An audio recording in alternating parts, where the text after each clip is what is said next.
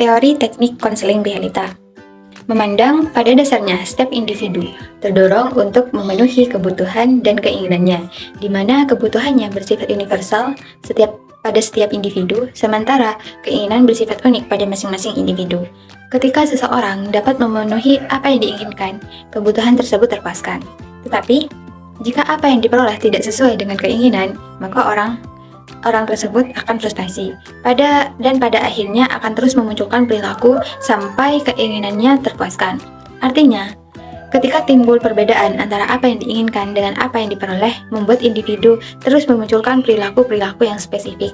Jadi, perilaku yang dimunculkan adalah bertujuan membentuk mengatasi hambatan antara apa yang diinginkan dengan apa yang diperoleh, atau muncul karena dipilih oleh individu tersebut. Di sini saya akan melanjutkan pembahasan dari materi sebelumnya, yaitu pandangan tentang manusia.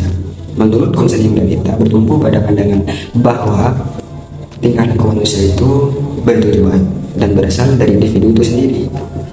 Jadi menurut konseling realita, pandangan konseling realita, tingkah laku manusia itu bertujuan dan berasal dari individu itu sendiri, bukan berasal dari kekuatan dari luar. Nah, meskipun nantinya ada kekuatan dari luar yang mempengaruhi keputusan yang kita ambil, tetapi faktor lingkungan itu tidak akan mempengaruhi perilaku kita. Kita itu cenderung lebih termotivasi sepenuhnya oleh kekuatan dari dalam, dan perilaku kita adalah usaha kita dalam memenuhi kebutuhan kita. Ada beberapa kebutuhan, yaitu kebutuhan memiliki atau belonging. Yang selanjutnya berkuasa atau power, bebas atau freedom, kesenangan atau fun, dan bertahan atau survive. Nah, berikut ini adalah beberapa kebutuhan dari manusia. Dan ada juga beberapa pandangan tentang manusia, yaitu yang pertama, perilaku manusia itu didorong oleh usaha untuk menemukan kebutuhan dasarnya, baik fisiologi maupun psikologi. Jadi, perilaku manusia itu didorong oleh usahanya sendiri untuk menemukan kebutuhan fisik dan kebutuhan fisik dan kebutuhan psikologis. Dan yang kedua, jika individu frustasi karena kegagalan dalam usahanya untuk memperoleh kepuasan, maka individu itu bisa mengembangkan kegagalan itu, atau bisa memperbaiki sendiri kegagalan yang dalam usahanya. Yang ketiga, individu pada dasarnya memiliki kemampuan untuk mengubah identitasnya dari identitas kegagalan ke identitas keberhasilan. Yang keempat, faktor tanggung jawab adalah sangat penting pada manusia. Orang yang berusaha memperoleh kepuasan, mencapai success identity, menunjukkan perilaku yang bertanggung jawab. Yang terakhir, yaitu yang kelima, faktor penilaian individu tentang dirinya sangat penting untuk menentukan apakah dirinya termasuk memiliki identitas keberhasilan ataupun memiliki identitas kegagalan. Seperti itu. C. Tujuan konseling. Tujuan utama konseling realitas adalah mengajar seseorang dengan cara terbaik untuk memenuhi kebutuhannya dan membantu secara efektif memperoleh apa yang diinginkan dalam hidup. Secara khusus, Corey merumuskan tujuan konseling realitas, yaitu 1. Membimbing para klien ke arah belajar realistis dan tingkah laku yang bertanggung jawab dan mengembangkan suatu identitas keberhasilan. 2. Untuk membantu klien membuat pertimbangan nilai tentang tingkah laku dan memusatkan suatu rencana untuk mengubah tingkah laku yang tidak tepat. 3. Yaitu menolong individu agar mampu mengurus diri sendiri supaya dapat menentukan dan melaksanakan dan perilaku dalam bentuk nyata. Yang keempat, yaitu mendorong konseling agar berani bertanggung jawab serta memikul resiko yang ada sesuai dengan kemampuan keinginannya dalam perkembangan dan pertumbuhannya. Yang kelima, yaitu mengembangkan rencana-rencana nyata yang realistik yang realistik dalam mencapai tujuan yang telah ditetapkan. 6. Yaitu perilaku yang sukses dapat dihubungkan dengan pencapaian kepribadian yang sukses yang dicapai dengan penanaman nilai-nilai adanya keinginan individu untuk mengubah dirinya sendiri. Yang ketujuh yaitu terapi ditekankan pada disiplin dan tanggung jawab atas satu selera. Konselor dalam konseling realitas bertindak sebagai guru dan model panutan yang membantu menilai tingkah laku konseling. Jadi konselor dalam konseling realitas, maka konselor akan menjadi panutan dalam penilaian konselingnya. Terus konselor diharapkan mampu memberikan penilaian positif berupa pujian apabila konseling bertanggung jawab atas perilakunya. Jadi konselor butuh juga memberikan pujian terhadap konseling ketika konselor bertanggung jawab atas perilakunya, atas tugas-tugas yang harus diselesaikan, dan memberikan ketidaksetujuan apabila konselor tidak melakukan tindakan tertentu. Tindakan tertentu tersebut yaitu seperti hal yang tidak baik, maka konselor harus memberikan penilaian negatif seperti itu. Misi penting seorang konselor adalah memasang batas-batas baik dalam suasana terapi maupun dalam kehidupan klien seperti penyelenggaraan kontrak. Dapat disimpulkan bahwa peran dan fungsi konselor dalam terapi realitas adalah aktif, mendidik, membimbing, mendorong, dan menentang klien untuk dapat bertanggung jawab pada tindakan tingkah lakunya.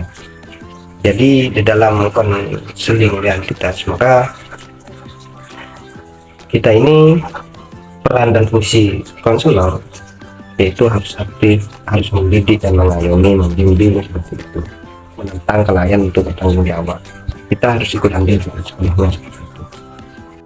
Selanjutnya tahapan konseling kelompok. Tahap yang pertama yaitu konselor menunjukkan keterlibatan dengan konseli atau befriend. Pada tahap ini, konselor mengawali pertemuan dengan bersifat otentik, hangat, dan menaruh perhatian pada hubungan yang sedang dibangun. Sebab konseli akan terbuka dan bersedia menjalankan proses konseling jika ia merasa bahwa konselornya terlibat, bersahabat, dan dapat dipercaya. Tahap kedua, yaitu fokus pada perilaku sekarang. Pada tahap ini lebih kepada eksplorasi diri bagi konseli. Konseli mengungkapkan ketidaknyamanan yang ia rasakan dalam menghadapi permasalahannya. Lalu, konselor akan meminta konseli mendeskripsikan hal-hal apa saja yang telah dilakukan dalam menghadapi kondisi tersebut. Tahap ketiga, yaitu mengeksplorasi total behavior konseli. Pada tahap ini, konselor akan menanyakan secara spesifik apa yang telah dilakukan oleh konseli. Bagaimana cara pandang konseling realita dan akar permasalahan konseli bersumber pada perilakunya, bukan pada perasaannya. Tahap keempat, yaitu konseli menilai diri sendiri atau melakukan evaluasi. Pada tahap ini, konselor menanyakan kepada konseli apakah pilihan perilakunya itu didasari oleh keyakinan bahwa hal itu baik baginya. Konselor tidak untuk menilai benar atau salah perilaku konseli, tetapi untuk membimbing konseli dan menilai perilakunya saat ini. Pada tahap ini juga respon konselor diantaranya yaitu menanyakan apakah yang dilakukan oleh konseli dapat membantunya keluar dari permasalahan atau justru sebaliknya. Di sini saya akan meneruskan penjelasan pemateri sebelumnya tentang tahap-tahap konseling realita. Tahap yang kelima, merencanakan tindakan yang bertanggung jawab. Pada tahap kelima ini, konseli sudah mulai menyadari bahwa perilakunya ini tidak membantu menyelesaikan permasalahan yang dihadapi. Konseli bekerja sama dengan konselor untuk membuat perencanaan tindakan yang lebih bertanggung jawab untuk keluar dari permasalahan yang sedang konseli hadapi. Pada tahap 6, membuat komitmen. Konselor mendorong konseli untuk merealisasikan rencana yang sudah disusun sebelumnya sesuai dengan jangka waktu yang telah ditetapkan. Hal ini diharapkan dapat memberikan pilihan serta solusi bagi konseli agar kebutuhannya terpenuhi dengan baik. Tahap ketujuh, tidak menerima permintaan maaf atau alasan konseli. Pada tahap ini, konselor menanyakan perkembangan perilaku konseli. Apabila konseli belum melaksanakan atau gagal dan tidak sesuai dengan yang direncanakan, maka konselor tidak harus menerima permintaan maaf atas kegagalan dari konseli. Sebaiknya, konselor mengajak konseli untuk mengevaluasi rencana sebelumnya agar menemukan apa yang membuat konseling gagal merealisasikan, kemudian merencanakan ulang hal-hal yang belum berhasil konseling lakukan. Dalam hal ini, sebaiknya konselor menghindari pertanyaan mengapa, yang mana membuat konseling mencari-cari alasan nantinya. Konselor juga tidak dibenarkan memberikan hukuman ataupun kritik karena dikhawatirkan konseling merasa semakin gagal. Sebaiknya hadapkan konseling pada konsekuensinya. Kegigihan konselor dalam memotivasi konseling untuk bersama-sama memecahkan masalah. Di tahap ke-8 adalah tahap terakhir dalam konseling. Konselor dan konseli mengevaluasi perkembangan yang dicapai. Konseling dapat berakhir atau dilanjutkan jika tujuan yang telah ditetapkan belum tercapai. F. Teknik-teknik konseling kelompok. Pendekatan realitas memiliki 4 teknik konseling, yang mana teknik konseling ini dikenal WDEP. Secara spesifik akan dijelaskan sebagai berikut. Baik, yang pertama W, singkatannya WAN, yang artinya apa yang diinginkan klien. Nah, maksudnya di sini pada awal proses konseling, konselor berusaha mengetahui apa yang sebenarnya diinginkan oleh klien dan apa yang telah mereka lakukan. Baik, selanjutnya yang kedua D, singkatannya direction atau arah. Pada tahap ini, klien mengeksplorasi lebih jauh arah hidup mereka. Nah, klien dan konselor mendiskusikan self-start yang dilakukan klien, baik mengenai self-start yang efektif maupun yang tidak efektif. Nah, di sini maksud dari self-start yaitu pembicaraan atau pikiran dan pandangan yang dimiliki klien mengenai situasi hidupnya dan keinginannya. Pada tahap ini, hubungan antara klien dan konselor dibangun. 3E, singkatan dari evaluation. Inti reality therapy. Konselor membantu klien mengevaluasi perilaku klien selama ini dan seberapa jauh klien bertanggung jawab atas perilaku tersebut. Perilaku yang tidak membantu klien mencapai kebutuhan pribadi mereka seringkali mengasingkan mereka dari diri sendiri dan orang-orang lain di sekitarnya atau significant to others. Jika mengakui salah satu perilakunya sebagai perilaku yang tidak produktif, klien dapat termotivasi untuk berubah. Jika tidak, proses terapeutik dapat terputus. Oleh sebab itu, sangat penting bahwa yang melakukan evaluasi adalah klien, bukan konselor. Pada tahap ini, konselor dapat menggunakan teknik terapi berupa humor, role playing, dan menawarkan umpan balik untuk membantu klien dalam mengevaluasi perilakunya. Yang keempat, P, singkatan dari plan atau rencana. Pada tahap terakhir ini, klien berkonsentrasi dalam merancang rencana untuk mengubah perilakunya. Rencana yang ia rancang ini menekankan tindakan yang akan dilakukan oleh klien, bukan perilaku yang ingin ia hilangkan. Rencana yang paling baik untuk dilakukan adalah rencana yang sederhana, dapat dilakukan, dapat diukur, dapat segera dilaksanakan, dan konsisten. Saja saya akan melanjutkan materi yang berikutnya. G, kelebihan dan kekurangan. Kelebihan berfokus pada kesadaran tingkah laku sekarang. B, tidak terima hukuman atau menyalahkan klien. C, lebih menekankan pada praktek. D, jangka waktu konseling relatif singkat.